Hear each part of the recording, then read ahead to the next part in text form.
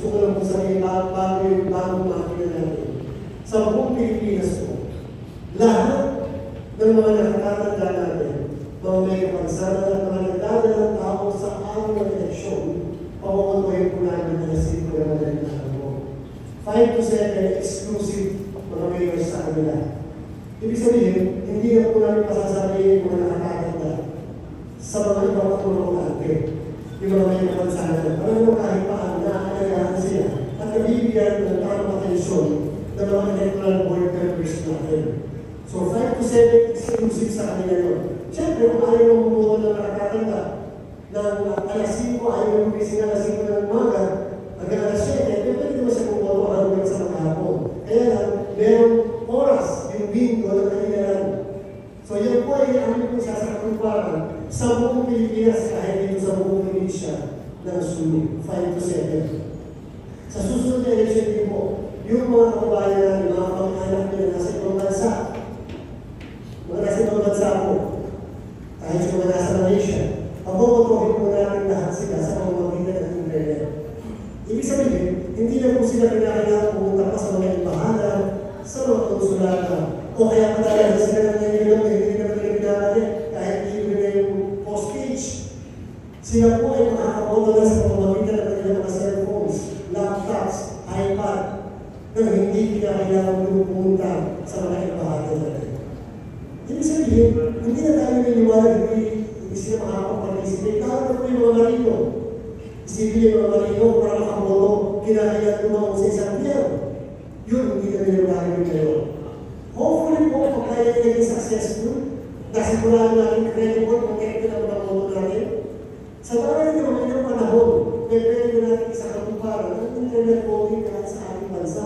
Lalo na sa mga nakatanda, lalo na sa mga may bansa. Diba? Alam niyo po, napaka-crucial ang halalan sa isang taon. Ang tawag ko po dyan, super election year. Sapagkat sa darating ng 2025, ilang election po ang isasagawa ng Commission on Elections. Una yung Mayo 12, 2025. At syempre, alam niyo naman, automated siya, mula senador hanggang konsihan. At pagkatapos, kasabay mo noon yung ating first kaunang-unahan sa ating kasaysayan. Yung sa Mono parliamentary election. First time po yan. Ako medyo kinakabahan. Pero naniniwala ako sa kabutihan kagalingan at tapang ng lahat ng mga forum na magtatagumpayan natin ang sa Mono parliamentary election. At siyempre, yung mga pagkatapos, yung mga kapitid natin dito, wala ng pati. Mukhang wala ng palitan ng panahon. Talagang kung mag-election tayo ng barangay at ST na naman, sa December ng next year, manual na halalan nila ng yun. So kaya po ang pinaghahandaan ng inyong Commission on Elections na kahit na marami mga problema, marami tayong mga nakaharap ng mga suliranin, kinakailangan ayusin natin yung paghahanda sa halalan. Ito po lahat ng 2010 hanggang 2022, tayo po ay gumamit ng mga makina na pasensya na kayo ng 2022, wala rin na tayo dito sa Sulu ng mga machine na pinapagayan ng mga teachers. Ginagawa ito ng electric fans. Ginagawa dito sa galing para nagpapasok ng mga lokas sapagkat mga lumang makina na po yan. Alam niyo naman ang teknolohiya, dati natin iPhone 10 at meron tayo ngayon iPhone 15 na. Ilang buwan na may iPhone 16 na. Ganyan ang pagpapang teknolohiya, pero po ang content kinakailangan po, nagbabago rin ng paggamit natin ng teknolohiya na makapagsisigurado na maayos ang pagboto ng mga kababayan natin. Lagi po namin sinisigurado maayos ang pagboto ng mga kababayan natin kaya natin laging partner natin ng EFP at PNP. Sa mga kita po, makita, may mga pagbabago tayong nilagay dito sa makina na ito na wala kasi dati.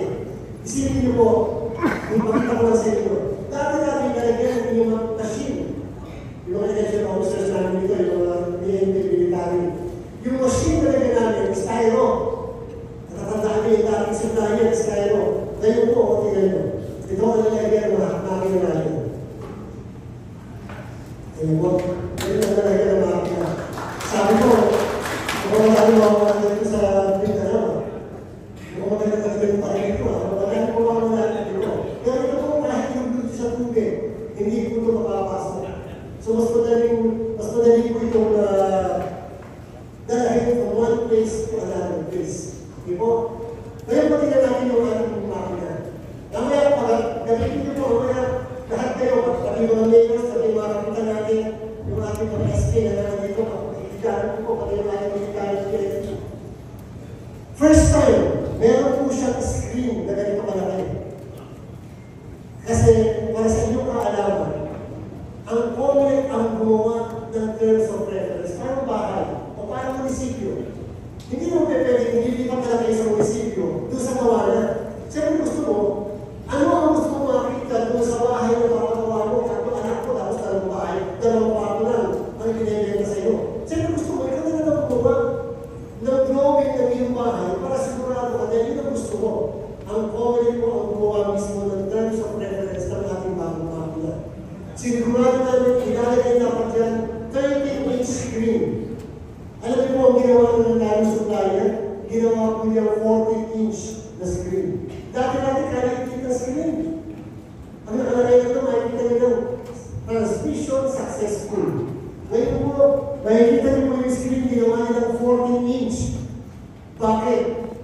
Pag bumoto kayo sa darating na eleksyon, ipapakita mismo sa inyo ang picture ng balota na hinulog nyo. Ngayon, pag tinesting nyo ito, papakita sa inyo yung mismo summary ng boto na binoto nyo. Kung ang binoto yung senador, halimbawa, mamaya pag tinenong sa inyo, ay labing isa, dapat labing dalawa. Pwede nyo ipabalik ang balota nyo para i-accomplish mo yung pang labing dalawa. Pero siyempre, hindi mo na pwede mag-uwi yung boto kasi naka-shade na. Diba? Ito po machine ito, yung nakikita yung screen, dalawa po ang pwedeng gawin dyan. Pwede po siya touchscreen na ginawa na natin sometime in 2008 sa Maguindanao. Para nagawin ito sa ATM touchscreen. Pwede nga ilagay mga pictures sa kandidato yun lang na itatouch ng mga kandidato natin. Kaya lang, hindi po natin pwede gawin dito sa atin, sa Pilipinas. Kasi isang machine lang, isang presinto, ano na makakaboto. Yung iba yung ginaalis, kakatouch.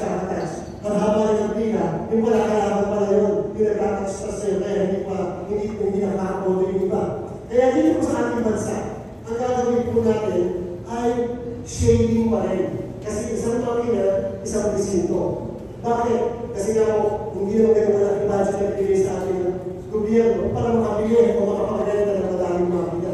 So dito po, shading pa rin. Katulad na ginagawa natin, simula ng 2010. Yung touchscreen, gagawin po namin na sa ilang bansa na hindi pumapayag ipagamit ang kanilang internet. Katulad ng China, Russia. Ayaw ipagamit ang internet, papapadala mo kami ng makina at ang gagawin nila doon, hindi shading o hindi touchscreen. Okay po?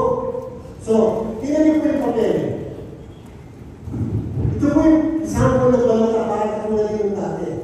Pero napaka-release po ito. Alam mo yung mga narunong sa mga papel. Ang release po ito, 95 GSM lang. Ang ginagamit natin yung nakarang eleksyon simula ng 2010 ay 160 GSM. Napakakapal. Bakit? Napakakapal kasi pagka-release, nagpapla. Ito po mamaya, tingnan nyo. Subukan mo mag-shade gamit yung mismong pen na gagamitin natin sa darating na eleksyon. Kahit hindi nyo, hindi siya makikita sa likod. Hindi siya mabakat sa likod kahit napaka-replace ng papel. At kahit ma-replace, papasok at tatanggapin ito ng mismong makina. Tingnan nyo po yung mismong screen. Yung screen po natin, meron po siyang privacy feature. Na kapag ka bumoboto ka, hindi makikita ng lahat ng nasa gilid mo ng watcher kung sino kung ano yung inuhulog mo ng balota at sino ang mga pinoto mo doon sa balota na yan. Ito po, pinalagay talaga namin itong feature na hindi ka tulad ng dati na kapag naguhulog ka, medyo siset mo ng maayos baka hindi pumasok ng balota. Ito automatically, pag pinasok nyo, sigurado ang balota kaagad papasok dahil meron siyang grade. Tingnan ako, 3 seconds na pumasok yung balota. Diba? Kunyari na, kinikilala yung balota. Kunyari lang po, ibalik natin. Ibabalik kami yung balota. Kaya yung pabalik.